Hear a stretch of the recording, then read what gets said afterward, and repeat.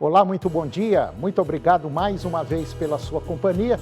Está começando mais um programa Agronegócio. Eu desejo a você muita paz e muita saúde. E no programa de hoje nós vamos falar dos mercados americano e chinês em relação ao Brasil. Eu vou conversar com Isabela Rivato. Ela é analista de uso correto e seguro do Sindiveg. Vamos falar da colmeia viva, uma aposta na educação para proteger as abelhas e fortalecer a agricultura nacional. Você vai ver como está o mercado mundial agropecuário e vamos falar também com Josué Lopes Siqueira, gerente técnico da Ceasa, e nós vamos dar um giro aí pelo mercado de hortifrutis. O programa Agronegócio já está no ar.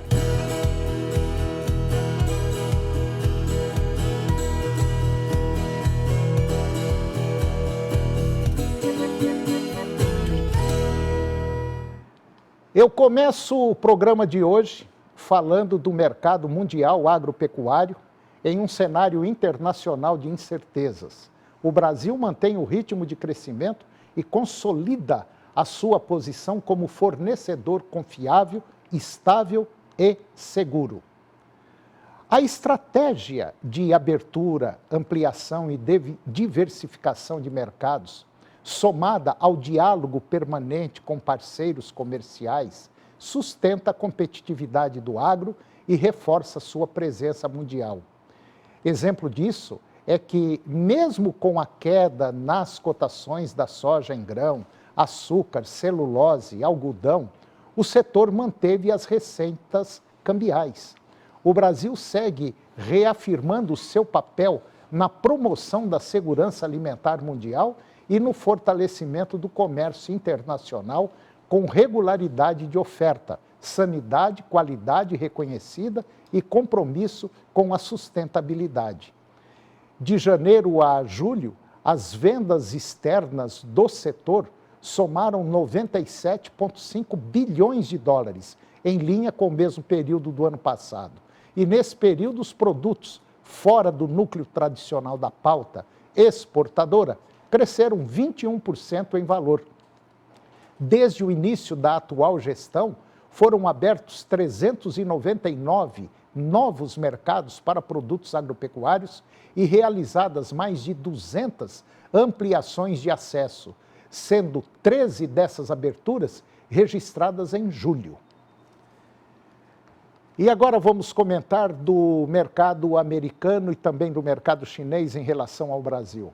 Na abertura do Congresso Brasileiro do Agronegócio em São Paulo, o presidente da Agência Brasileira de Promoção, Exportações e Investimentos, Apex Brasil, o Jorge Viana, ele disse que a China é o maior mercado para o Brasil, mas os Estados Unidos são o melhor mercado. A justificativa é que a pauta de exportação para os americanos é mais diversificada, com forte presença de empresas brasileiras. A discussão sobre as tarifas dos Estados Unidos contra exportações brasileiras e complexa carrega questões políticas difíceis de enfrentar. Para reforçar a presença do país, quer dizer, do Brasil, a Apex Brasil está abrindo um escritório, sabe aonde? Em Washington, lá nos Estados Unidos. E o presidente da Apex prometeu reuniões periódicas com todos os setores afetados pelas tarifas e defendeu uma ação integrada em defesa dos produtos brasileiros, sugerindo que alimentos e itens que os americanos não produzem, como café, poderiam ser excluídos da cobrança de tarifas. Dá para ter aliados lá nos Estados Unidos, dá para reunir os setores empresariais lá e, de acordo com o interesse deles, eles vão nos livrar de alguma dessas situações que afetam o nosso comércio, disse o presidente da Apex. A Apex Brasil está organizando missões empresariais na Indonésia, Malásia e Índia, com participação do agronegócio. E o compromisso da Apex é o de intensificar o trabalho em defesa dos produtos brasileiros na busca de ocupar mais espaço no mercado externo. E agora eu vou conversar com Josué Lopes Siqueira, gerente técnico da Ceasa, e nós vamos dar um giro aí pelo mercado de hortifrutis. Seria bom você sentar aí na sua poltrona, na sua cadeira, você que deve estar tomando café, porque agora a pancada chegou. Ou seja, os preços dos hortifrutis estão lá em cima. Bom dia, Josué. Bom dia, Toninho. Bom dia a todos. A notícia não é boa não, né? Tem uns produtos aí que... Salgou e muito, né? Como diz o Josué, a coisa azedou. Azedou mesmo. Nós temos 10 produtos. Abóbora cabotiá, abobrinha verde, abóbora menina, jiló, pepino. Tem três tipos de pepinos. Pimentão, quiabo, vagem e mamão. E daqui a pouco vem mais produtos aí. Todos esses produtos explodiram o preço por causa das condições climáticas. É isso mesmo, José? É isso mesmo, né? Esse ano nós registramos aí, todos nós percebemos que fez mais frio que o ano passado. Sim. Né? De junho, julho e agosto ainda, né? Mais ainda, né? Porque mês frio ainda agora em agosto, né? Caso que no ano passado... Estava calor. Calor, né? Mesmo no período considerado frio, que seria o mês de junho, maio, junho, não teve frio. Já esse ano foi diferente. E com isso, nós tivemos aí aumentos de 150%, 160%, enfim, teve aumentos aí absurdamente altos. Então, você que vai até o supermercado fazer compra, pode preparar, porque a coisa realmente subiu e subiu muito. E esses valores que nós estamos dando aqui é a subida de preço na Ceasa. Lá no Ceasa. É verdade. Agora, no supermercado, é muito mais do que isso aqui, né, Josué? É muito mais. Dá uns exemplos aí, Josué, dá uma... No caso da vagem, por exemplo, já sai a 11, quase 12 reais no atacado. Lá na Ceasa, 12 reais. Lá no supermercado, você vai pagar no mínimo 20. Nessa faixa aí, né? de 18 a 20 reais, né? Se bem que o varejista também, nessa situação também, quando sobe demais, toda a cadeia é prejudicada, porque que retrai o comércio, né? E, por exemplo, o consumidor, quando chegar o preço é levado lá na ponta, às vezes ele não leva, quando leva, leva menos. Então, isso também não é bom para a cadeia, né? Então, o certo é ter um valor razoável que todo mundo ganha, né? Nessa trajetória, inclusive nós, consumidores. Aí você pega, por exemplo, pepino colonião, está R$13, né? O quilo. Exatamente, a caixa está custando R$300, uma caixa de R$300 uma caixa de pepino, 300. Então sai uma média de R$13 o quilo lá na Ceasa. Nós temos, por exemplo, aqui Jiló, R$80 uma caixa, quase R$5 lá na Ceasa o quilo de Jiló. O quiabo também está bem puxado, né? Quiabo, R$12 um quilo de quiabo lá na Ceasa. Então todos esses produtos provavelmente no mínimo no supermercado, de R$15 para cima o quilo. Caixa de quiabo, R$170, né? Então, é uma situação complicada, porque não tem como o produtor resolver isso aqui em condições climáticas. Inclusive, o Josué fez um levantamento do dia 1º ao dia 14 de agosto do ano passado e do dia 1º ao dia 14 de agosto desse ano. Ora, o ano passado foi mais quente nessa época. Isso. Agora, mais frio. E o preço subiu do mesmo jeito. Então, essa condição climática é fundamental, né, José? É que eu estava falando, Toninho, que o mercado de hortifruti, ele se contrapõe à lógica. Né? A questão do preço de custo de produção e a própria inflação também... Ele se sobrepõe, a lei da oferta se sobrepõe a toda essa situação. Veja só que um produto que custou 120 o ano passado, está 150 agora. Mas o fator dessa alta é em relação ao fator climático. O ano passado não fez frio, mas esse ano fez. Porque tem produto aqui que teve valor até menor em relação a esse ano, em relação ao ano passado.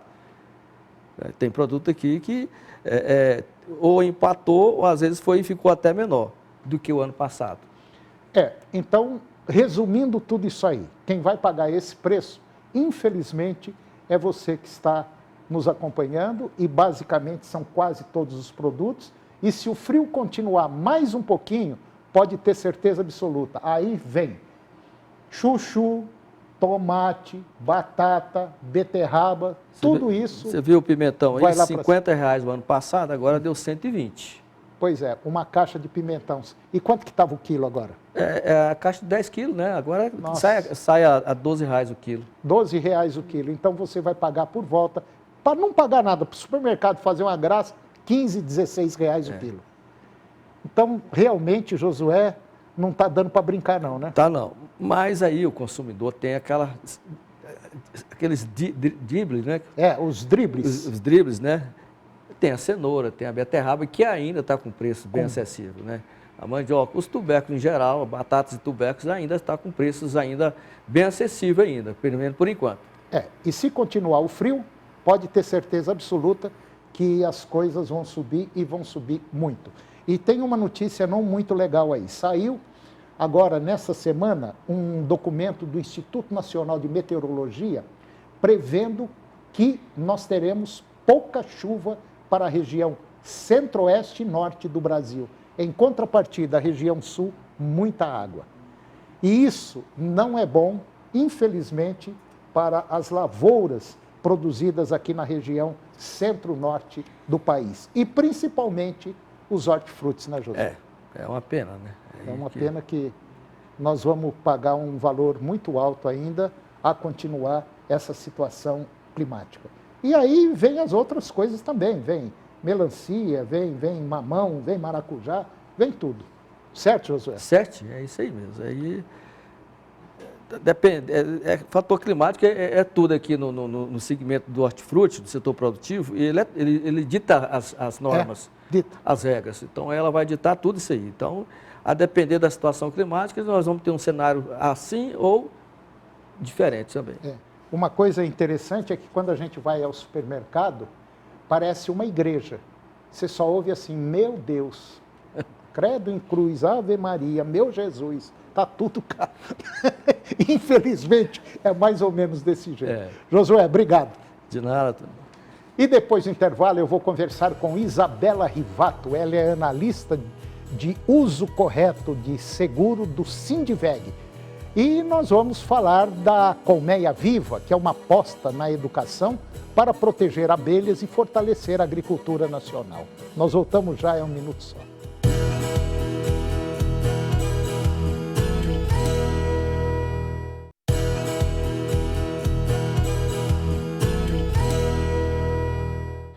Nós estamos de volta e agora nós vamos falar de segurança em propriedade rural.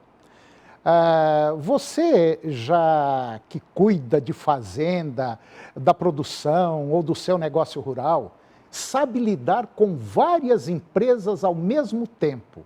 Só atrasa e gera custo. Então, por que não contar com quem faz tudo há mais de 30 anos? A Tecnoseg, ela oferece segurança patrimonial, monitoramento 24 horas, portaria remota e agora uma novidade, o Totem Vigilante Inteligência Artificial, que identifica situações suspeitas e aciona a central em segundos. Tecnologia de ponta, equipe qualificada e serviço regulamentado pela Polícia Federal. Tecnoseg, tradição, confiança e proteção para o seu patrimonial. Ligue 4009-4900. E agora eu vou conversar com Isabela Rivato. Ela é analista de uso correto e seguro do Sindiveg. E nós vamos falar da Colmeia Viva, que é uma aposta na educação para proteger as abelhas e fortalecer a agricultura nacional. Isabela Rivato, muito bom dia, muito obrigado pela sua presença, é um prazer tê-la aqui. Tudo bem? Bom dia, tudo bem? Isabela, vocês estão com um projeto interessante e, na verdade, já vem de há muito tempo com o crescimento do setor agropecuário, das lavouras de soja, milho, desmatamento, nós estamos colocando as abelhas em risco, né? E, de maneira geral, a gente sabe que a abelha é o futuro do ser humano, né? Correto. E a indústria, ela também hoje tem conhecimento sobre isso e compreendendo a responsabilidade deles sobre o assunto, que nasceu o programa Colmeia Viva, lá em meados de 2014. O que é esse projeto Colmeia Viva? O que é?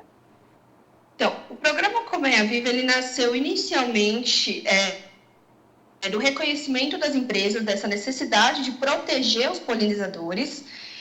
Então, inicialmente, ouviu-se a visão dos agricultores, dos apicultores, pesquisadores e especialistas no tema, sobre a realidade no campo, o que estava ocorrendo, para que a gente pudesse mitigar os casos de mortalidade de abelhas. Bom, e como que está agindo o setor, tanto de indústria como o setor produtivo agropecuário? Quais são os resultados até agora desse programa Colmeia Viva? Através desse diálogo que houve entre os diferentes elos produtivos da cadeia, a gente conseguiu mapear as principais causas de mortalidade de abelhas. Isso foi uma iniciativa que acabou em 2019, onde a gente fez todo o mapeamento da região brasileira dos casos de mortalidade de abelhas. E, a partir disso, a gente identificou a necessidade de capacitação, tanto agrícola quanto apícola. A gente viu que faltava um pouco de manejo nas duas partes para que elas pudessem conviver de forma harmônica.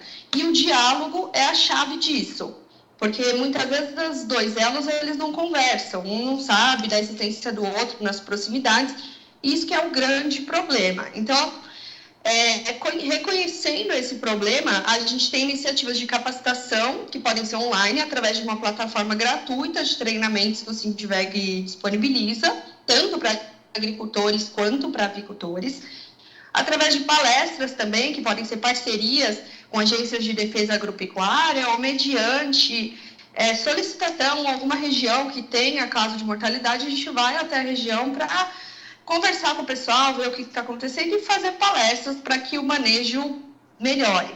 A gente tem também materiais, como manuais, guias, divulgação de artigos, que são materiais informativos para que ambos consigam ter acesso ao conhecimento e a melhorar as boas práticas no campo.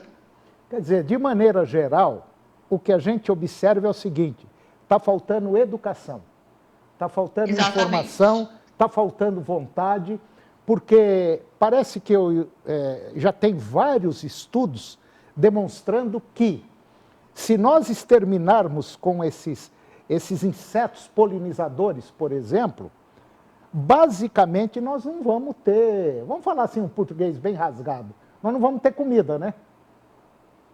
Os polinizadores, eles são essenciais atualmente, né, para a agricultura. Inclusive, a gente tem serviço comercial de polinização, onde apicultores conseguem alugar as colmeias para que elas vão até as propriedades, né, de soja, entre outras, para aumentar não só a produtividade, mas também como qualidade do grão, para que fique melhor, mais bonito, aumente também a produtividade, mas não só isso, a qualidade também.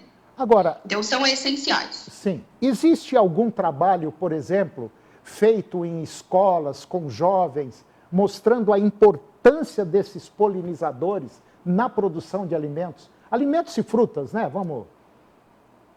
O Colmeia Viva, ele não atua nessa questão de educação em escolas. O que a gente faz mesmo é conscientizar agricultores e apicultores que eles precisam coexistir em uma região. Então, que tem que ter harmonia e principalmente o diálogo entre as duas partes, porque só através do diálogo eles conseguem coexistir de forma harmônica, eles conseguem se comunicar, eles conseguem um saber o que o outro está fazendo, quando a gente vai ter pulverização, para que eu possa proteger as minhas abelhas.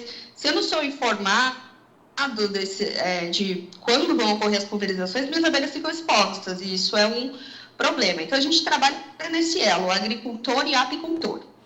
Recentemente nós tivemos também aí, agora ano passado, com essa seca, uma série de incêndios, como dizem, parece que alguns foram provocados, outros não. Bem, enfim, os incêndios também nessas florestas, principalmente nessa época do ano agora, é crucial para a exterminação desses polinizadores, né? Sim, alguns, como você disse, são naturais, outros, né, podem ser provocados. caso, a gente não sabe exatamente a causa, mas isso também acaba comprometendo. Só que uma coisa que compromete ainda mais a questão das abelhas é quando elas ficam enfraquecidas por falta de manejo. Então, por exemplo, quando eu não faço alimentação suplementar da colmeia, a saúde dela fica prejudicada. E isso faz com que ela possa se intoxicar muito mais fácil, seja por fumaça, por defensivo, por qualquer outro agente químico, né? Isabela, você que está aí no Sindiveg, que é uma entidade que vem já há muito tempo, eu não diria batendo, mas informando, solicitando, pedindo, reivindicando que as coisas andem de uma forma melhor, que o produtor coopere mais, principalmente nesse caso aqui desse programa Colmeia Viva.